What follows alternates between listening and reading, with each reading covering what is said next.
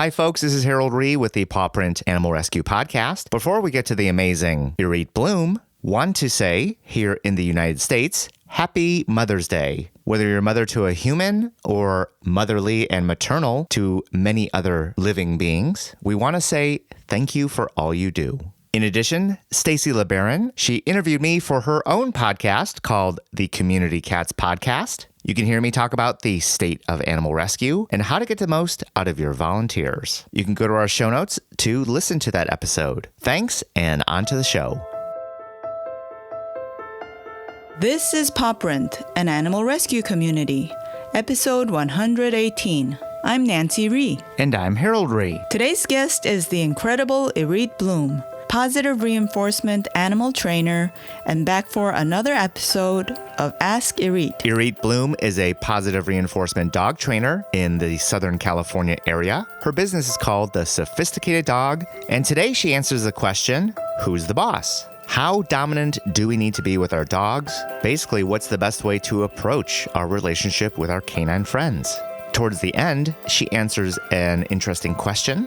Who are the smartest dog breeds out there? As always, we are so glad to have Irith on our show. If you want to learn more about Irith Bloom and the Sophisticated Dog, go to our show notes at thisispawprint.com/118. That's the number 118. I was told I need to show my dog that I'm the boss. How dominant do I need to be with my dog? All right, well, this is one of those questions that comes up actually a lot because there's a lot of information out there that suggests that our dogs need us to be dominant and that they view us as part of a sort of linear power structure, and we had better be above them in that power structure. I always have a difficult time answering this question because the question itself is not really based in any kind of scientific information that we have. There is this misconception that dogs have a dominance hierarchy that involves human beings, and the only way that we can control our dogs is by being the boss. And that idea comes from research that was done decades ago on wolves, which didn't even have to do with people and wolves. It had to do with wolves and other wolves. And in that research, they suggested that one wolf was the alpha wolf and other wolves, were the subordinate wolves. And it turns out that research was wrong. The person who did that research, whose name right now is escaping me, oh my gosh, I'll have to come up with it. He has actually gone back and said his name is David Meech. Sorry, it just came to me. David Meech, Davidmech, but it's pronounced Meech. He did this research, but what he did is he did this research in zoos on packs of wolves that had been put together by zookeepers and were not natural packs. And in that situation, the wolves came up with this weird way of organizing things so that nobody would basically literally kill another wolf.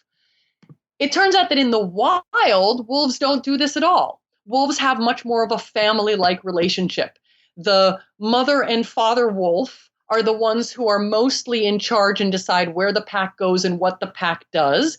And the puppies more or less pay attention to the parents. But it's a much more relaxed relationship than the concept of alpha wolf implies. Now, to complicate matters even further, dogs are not wolves. And so, I know it's an amazing scientific fact. Dogs are not wolves. There is a lot of genetic similarity between them, but in fact, they are not wolves. And we have domesticated them and bred all kinds of different behaviors into them. And what this means is when you look at groups of dogs in those places where dogs live in groups, which does happen, like in places like Russia where there's lots of stray dogs and they sort of form these loose groups, there is no strict hierarchy of who's the dominant dog and who's the subordinate dog. So you wind up with, this dog likes that sleeping space and everyone else is like, I don't want to argue with him. That's his favorite sleeping spot. We're just going to let him have it. And this other dog really loves food. And the one who gets the sleeping space says, I don't care about that food so much, and I'm not going to argue with him over that.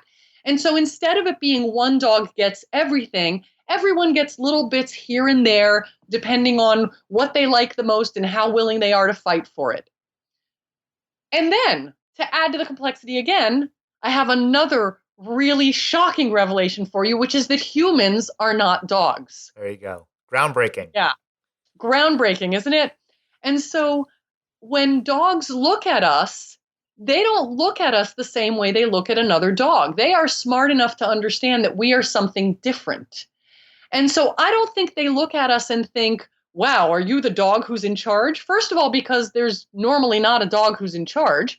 And secondly, because we're not dogs. So it's not really about being the boss and being the top dog. That's something that doesn't necessarily make sense to other dogs. I'm going to add, I know this is getting a little long, but I'm going to add that the problem with thinking about being dominant and being the boss is usually what that means is we use a lot of intimidation and force. And so we're always showing the dog that we're bigger and more violent and more loud and more dangerous. And so we're basically trying to scare our dog into submission. Now, I'm not going to say that that doesn't work, because it does work with some dogs. But other dogs, they look at you being violent or angry or whatever it is, and they say, I can do violent better than you can do violent, and I have teeth, and I know how to use them. And so it can backfire very badly. And a lot of people who rely on the use of force and intimidation for their relationship with their dog wind up getting injured by their dog. So it's not my top choice for how to relate to dogs. The way I look at it instead is I have opposable thumbs and the dog does not. And what that means is I control things like food and toys and doorknobs that are things that my dog would like to be able to manipulate or get to. So if I want to make sure my dog doesn't rush out the door, well, that's fine. He doesn't have hands. He can't open the doorknob. I teach him that my opposable thumb will not turn that doorknob unless he is sitting when I go to open the door. And I can teach him that pretty easily using treats to teach him how to sit. And then after I've taught him how to sit, I ask him to sit at the door, and then I open the door a little, make sure he stays in his sit, and then I open the door wide and I say, go on out and have fun in the yard, or whatever it is. It's not about being the boss. It's about the fact that I have control of the doorknob. Same thing with food. I can manipulate the dog's food. I know that word manipulate is terrible, but I can use the dog's food to say, here's the behavior I like and I want to see more of. And you earn your food by doing the right things. You want to play tug with me? You have to wait until I give you the tug toy, because I'm the one who can decide where the tug toy is put away, and I get to decide that the game is starting now. And so instead of looking at it as I'm the boss, and if the dog does the wrong thing, I'm going to yell and scream, or I'm going to roll the dog, or whatever other kind of thing it is, I spend a lot of time just basically saying, I have the resources. If you don't want to play the way I want to play, I'm going to take my resources and go home. In the meantime, I'm going to teach you how to earn those resources so that most of the time I can say, yes, look, you sat so well at the door. Let me open that door for you. Does that kind of make sense? That was very helpful. Extremely helpful. Great. Thank you. Could you maybe speak just a few moments then on, is that the basis for positive reinforcement training? Or is there something else that we have to know about? Actually, that is the basis to positive reinforcement training, is that I'm going to, and I'll add a note here. The note is that we want to focus on teaching what we like. So I have the option, I have the resources, I can take them away when a behavior that I don't like happens. But what I really want to do is set the dog up for success. So for instance, I teach the dog how to sit, and then after the dog understands sit, then I start asking the dog to sit at the door. I don't want to start with, I'm going to open the door, and if you don't happen to automatically land on a sit, you lose, if that makes sense. So positive reinforcement training focuses on our ability to give those reinforcers out when it is most appropriate and when the animal has done the thing that we want the most. But the other thing that we remember, the other thing that I would add for positive reinforcement training is we also want to make it a fair game. We want to make sure that the dog understands what we're asking for and that they have some shot of coming up with it. I don't want it to be something like, I've taught a child numbers and then I put a quadratic equation in front of them. That's not a fair test. I want to make sure that I teach them the various pieces they need to understand. So like I've taught them, I'm going to keep going back to sit because it's a great behavior to use a lot. So I've taught them that sit is a really good way to earn things. And then when in doubt, they're going to say, I want you to put down my food bowl. We've been working a lot on this sit thing and I've been getting food for that. Maybe I should just try throwing a sit at you and see what happens. And then I go, yay, you sat for me. And I give them a food bowl. Or I say, wow, we've worked on sit a lot and I know you know how to do it now. So before I put your food bowl down, I'm going to ask you to sit. And the dog says, oh, I know how to do that. If I never taught the dog what to do and then I just held their food bowl. Wow, that was interesting. If I never taught them what to do and then I just held the food bowl and said sit and they had no idea what the word meant, that wouldn't be a very fair test, would it? So in addition to I control the resources, I'm going to decide what the resources are for. I also want to make sure that I set the dog up for success and make it fair. Thank you, Irith. Next question. Are there some dog breeds smarter than others? I love this question. I get asked this a lot, usually by people who have a breed that's either supposed to be very smart or supposed to not be very smart. So I think it all depends how you define the word smart. There are many different kinds of intelligence. And so in a way, I'm going to give you an answer that's kind of a cop-out, and then I'm going to give you an answer that's a little bit more, really, are some breeds smarter than others? So the cop-out answer, which isn't really a cop-out, is it depends what you want the dog to do. So if you want a dog who can follow a scent and find a criminal, there are definitely breeds who have the best noses, such as bloodhounds, all of the scent hounds. Beagles are like this. Coonhounds are like this. They're very good at following their nose. And for that task, they are kind of the smartest breed out there. If you want a breed that's going to herd your sheep, a coonhound's not going to do a very good job. And neither is a Newfoundland. But you'll do really well if you get a border collie and you want the dog to herd sheep. They're smarter at that task. So I think in a lot of cases, whether a breed is smarter than another depends on what you want the dog to do. If you're looking for a dog who's going to be a lap dog and just be loving, a Cavalier King Charles Spaniel is just the thing to suit that task. I'm not saying they're the only ones, but they're very good at that task. They're not going to be good at a lot of other tasks that they weren't bred to do. Because of all the breeding we've done with dogs, they're all going to have their own category of smart.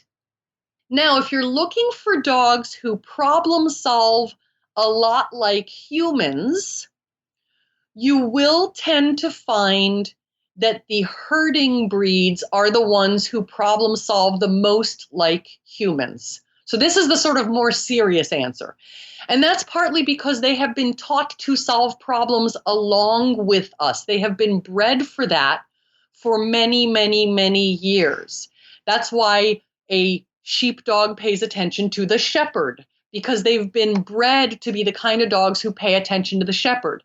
They've also been bred to do some independent thinking and to solve problems on their own, because sometimes the shepherd is half a mile away from the flock. And if you've ever watched actual herding, it's really amazing what these dogs can do on their own. So that kind of problem-solving skill is definitely something that herding breeds have more than others. But here comes the but. If you want them to solve a problem completely independently, sometimes the herding breeds won't do it as well because they'll be looking to the human for help. And other breeds that tend to be a little more independent, such as livestock guardian dogs, which would be like, a Great Pyrenees or a Newfoundland, these dogs who are designed to protect the flock but not necessarily herd it, those dogs might be better at independent problem solving because they're less used to looking to humans for help. So I guess the real answer to the question is, this is really complicated. Right. Different breeds have different strengths. And my last little complication is I have met border collies who can't think their way out of a paper bag. And I have met beagles who are the best problem solvers out there. So every individual dog is going to be different. And it's not to say that beagles aren't smart or good problem solvers, but they tend to get stuck on their noses. And I've met beagles who aren't like that at all. Sorry, not to diss the beagles. And are really, really clever at solving problems that have nothing to do with their noses. So in the end, more than the breed, the individual dog is going to determine where their smarts really lie and what kind of intelligence is most apparent in that dog. If you're looking for a dog for a particular task, though, it's a good place to start is what breed type is it, and is this breed type suited for that task? But you just have to remember, sometimes you're going to get the couch potato border collie. We want to say thank you to Irith Bloom for sharing her knowledge. If you want to learn more about Irith and the sophisticated dog, go to our show notes at thisispawprint.com/118. You can also find my interview with Stacy LeBaron for the Community Cats podcast. If you'd like to meet me or Nancy on social media, Facebook, Instagram, or Twitter, you can find us at This Is Paw Print, all one word. We just went over the 1,000 follower mark in our Instagram account and 400 followers in our Facebook account. So please join the conversation. If you'd like to listen to more episodes of Paw Print, you can find us on your favorite podcast player, such as Apple Podcasts, also known as iTunes, SoundCloud, or YouTube. Make sure to hit subscribe to get the latest episodes immediately. On our next episode, we have the terrific Casey Klonsky. She recently made a short film on senior dog rescue stories. Join us next time. You won't want to miss the wonderful Casey Klonsky. We want to thank all of you for sharing Paw Print with your friends and family. We're already at 118 episodes. We could not have done it without you. So thanks. And remember, you spread a positive message of love and peace by saving an animal. Have a great day, everyone. Make sure to thank your mothers out there, and see you next time on Paw Print. Paw Print is a production of EVER Education. You get it!